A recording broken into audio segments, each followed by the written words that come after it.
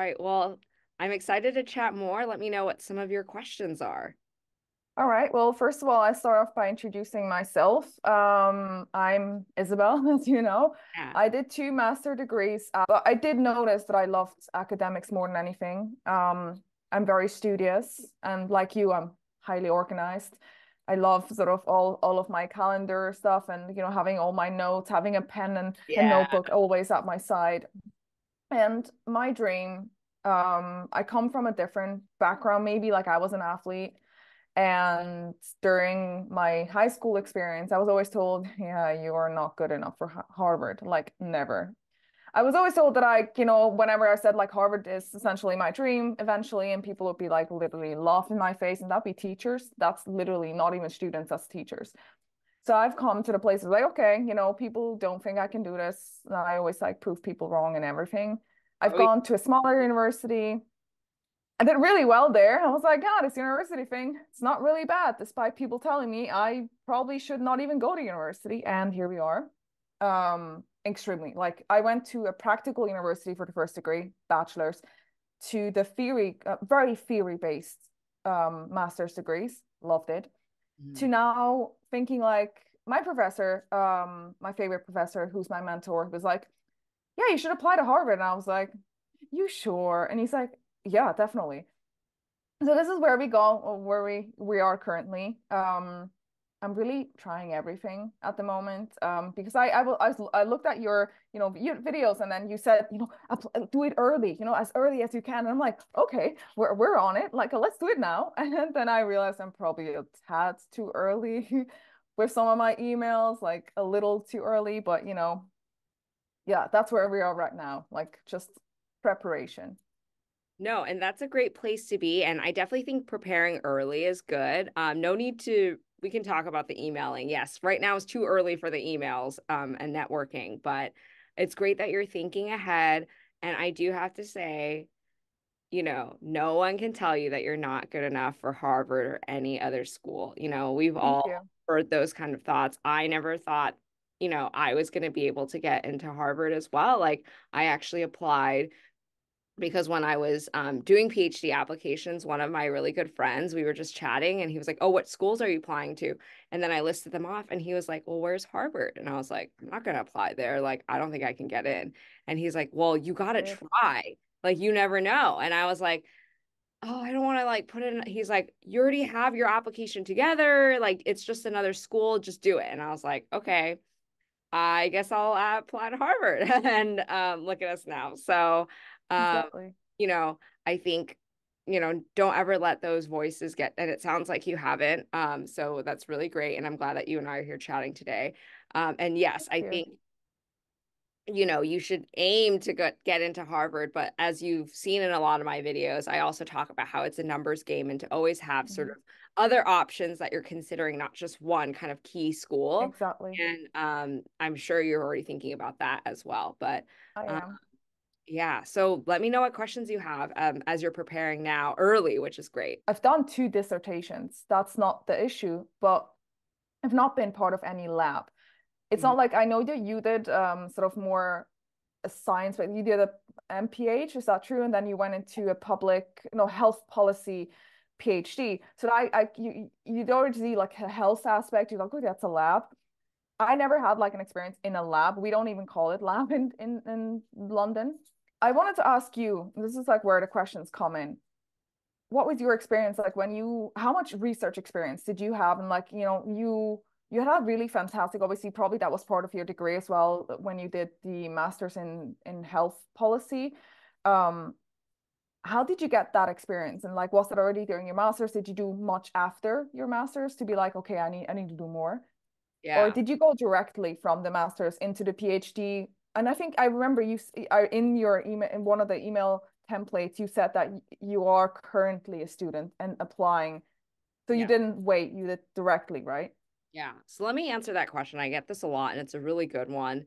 I think there's sometimes is a misconception that you have to have years and years and a ton of all this research experience before a PhD program will accept you. That was not really the case for me and is not the case for a lot of my colleagues. I mean, a lot of them did have a lot of research experience, but not everyone had like years and years of it.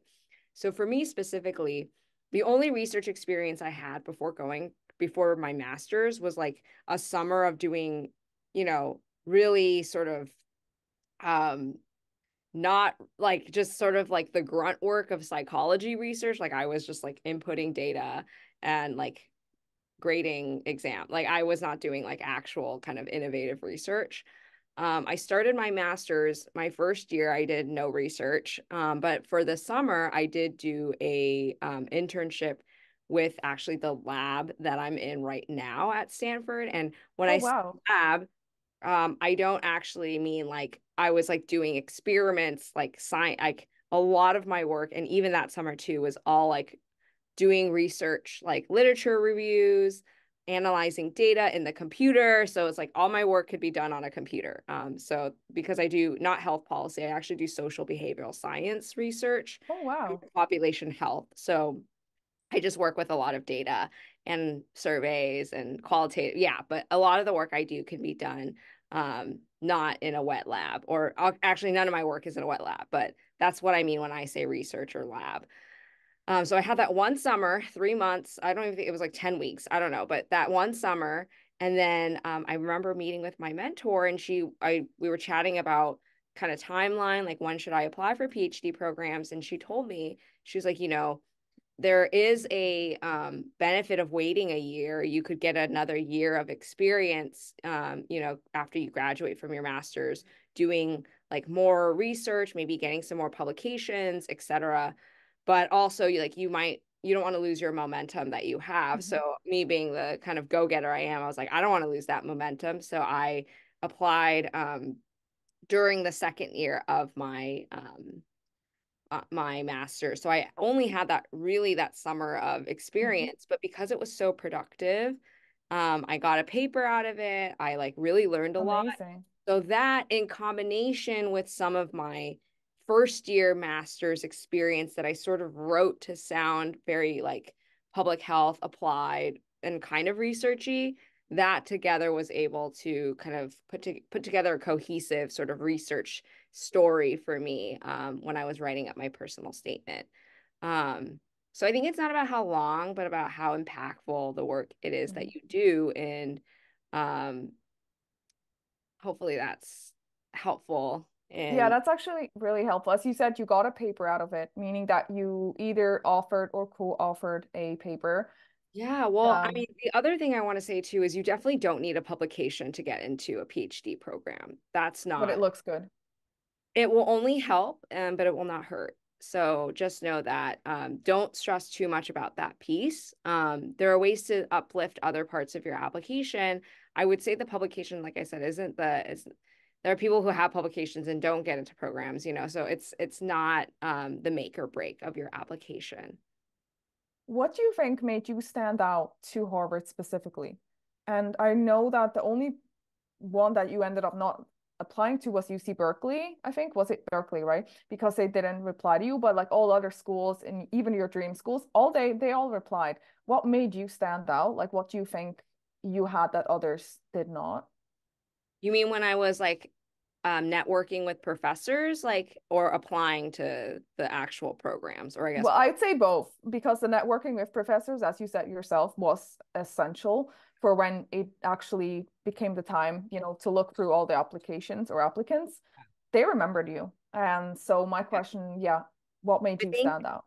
Yeah, I think when I was networking and just emailing professors, I used that template, which I think um, does a good job. Because I essentially just really concisely conveyed my point. Um, and like that template has also, I've been told, worked for a lot of other students. So I think in general professors are quite open to meeting with students unless it's like not allowed by the program for Okay. whatever reason. um so I think just being able to very concisely like summarize, like, I'm passionate, I'm interested, like I'd love to chat, like I think those kind of emails, like, well, you'll most likely, unless the professor's just so swamped and doesn't have any time, which you don't really want to work with a professor like Mhm. that who doesn't Who's that respond. swamped? Yeah. Then I think you'll usually get really favorable responses to your emails. to answer your other question on the other side of why do you think I stood out in terms of Harvard and my application to the program? It's a mystery to me to this day. I really don't know. Sometimes, and I think this is true in all of academia, not just in applying to PhD programs, but now that I'm like in my current phase of applying to grants and doing other stuff, it's just like you never know what they're looking for. And Mhm. a lot of it is hard work. A lot of it is writing a good application, but a lot of it is kind of luck too. It also just depends on sort of who's reading your applications that year, like what are they looking for? Is there a certain type of student that search committee or like the application committee is like really like wanting to recruit? We don't know. So Yeah. um for me, I that's why instead of trying to be like, okay, this is the one thing I think that made me stand out, you just want to do your best to be genuine and just paint a Mhm. really wonderful picture of yourself and in an authentic and impactful way. And I think I say this a lot in all of my videos. And I think that really comes through in the personal statement. Like any piece True. where they can get a little bit more about you that's like not on paper, not on your CV. That's how they remember you. That's why the networking calls are important because Hmm. you become more than just an application or like, a PDF file that, you know, people are reviewing. So that's why having like a really good personal statement, I think, is important. One that is not just like a laundry list of your research goals and experiences, but one that actually includes like some sort of a small personal narrative weaved in. And I have a lot of videos on how to do that. Um, I Having saw that. probably good letters of recommendation, that type of stuff, things that make you human and like come out of the page, I think is really important to just maximize and make your application the strongest possible.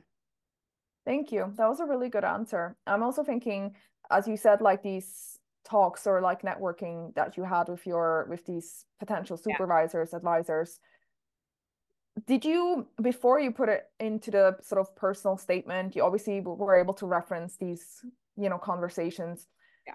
Did you, in the email, like what I've done before, when I've too early probably, yes, emailed the advisors, I already put in sort of my what I would like to investigate, what I would like to do, which actually got me quite good replies. But what if you have an idea, but you're not too sure about, do you have the chance to talk to your, these potential advisors about your potential topic?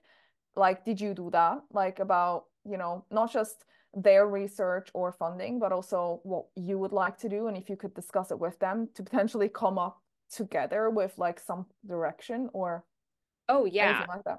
Yeah, I mean, I think that's the beauty of research and being a student and having a mentor is, your ideas will shape as you go through your journey. And mine definitely did, sometimes I read well, I don't actually read, but sometimes I look back on my personal statement I wrote to apply to Harvard. And I think I like wrote up this little, this is what I want to do for my, research and my dissertation, but my dissertation wasn't like 100% exactly how I described it in my personal statement. And that's because it evolved a bit as I like talked with my mentors, figured out what was actually needed in the field and what like were kind of the more pressing issues. And so my ideas sort of like flowed and shaped. And those conversations obviously can start when you first meet, Mhm. start networking pre-application. Like that would be great. I think this is what science and academia is all about, is like bouncing ideas back and forth and coming up with, innovative solutions and thinking outside the box and not doing that in isolation. I like that. That's exactly like what I'm planning to do because one of my ideas is still quite broad. One of them is very sort of refined because I've discussed it multiple times with my old professors. No, definitely. That sounds great. And the ideas can continue to, meld and develop and all that. And that's the fun part about doing research. It is, it really is. And to be honest with you, I'm excited for a PhD. I mean, a lot of people are always like the dissertation. Like I wrote a dissertation for my bachelor's degree, and then I wrote two dissertations for both of my masters. And everybody kept saying, never again, never again. And I'm like, yeah, that was my favorite part though. Yeah. And so I don't know, it's You're exciting. Yeah, and that's great that you like feel that fire inside of you. That means you're going on the right path. And I mean, just in chatting with you, it sounds like this is a good fit. And you have time to figure Thank everything you. out, which is really wonderful. And it's great that you're thinking ahead. And I'm so glad I can help support you in this Thank journey. you. It's actually very nice that you're doing this. I think this is fantastic. Like I wouldn't have expected that.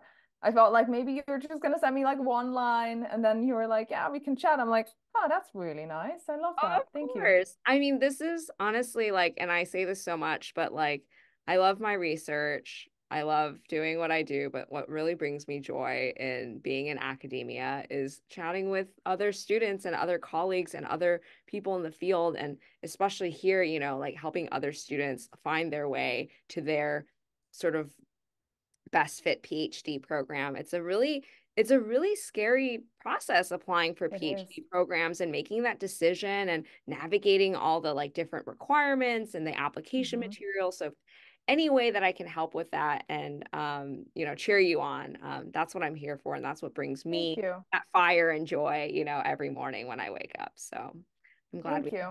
yeah, and we can stay in touch too. I know it's still quite early, so if you need to chat again as we sort of get closer to like application opening, or if you get any updates on your end about kind of what you're doing over there, we can chat more too. Like I'm Thank happy you. to always, I yeah, just want to say one more thing about what you said before about references. I do think yeah. I am quite solid with Oh, references. that's I've good. got so essentially, do you think because she is the head of department, the dean, do you think she still writes me a reference despite being the dean?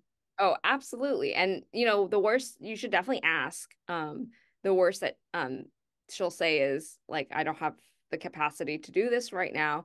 You can also offer to help her write some of the letter or outline the letter to, support her in the process more. So that way, that's an unfortunate part about reference letters sometimes. But Yeah, true. um, then that might help her Her. be amenable to providing you the letter.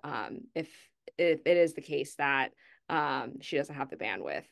You can even in your email to her even write like, this is what I want you to cover in my letter. If you can't, like, kind of outline a little bullet list of what you really want to make sure she includes in the letter.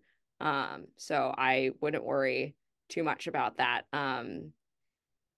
I would just ask the people that who you have a good relationship and who will write you a good letter. Like think that's important. Like more Yeah, of what's the letter that they're going to produce versus like okay, who they are, like where they true. stand, that kind of stuff. Like you just want to get Exactly. solid letters. Yeah, be very honest about it. I think throughout the whole process, just being genuine, being honest, and being open is really important with like everyone you interact with throughout the whole process. And that will carry you really far, not just in the application process, but throughout.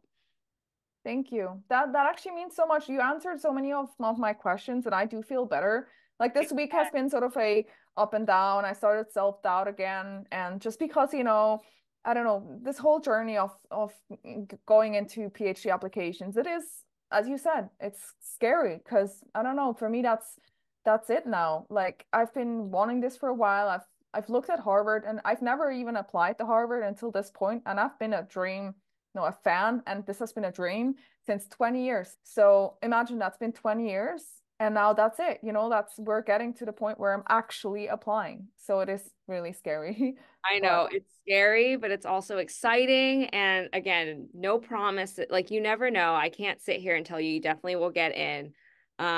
Because it is, like I said, luck numbers sometimes as well. But the true. fact that you are going after it is what matters the most. And you have a plan and you're applying to other schools. So you're setting I yourself am. up for success and you're doing your best. And that's what matters. And That's true.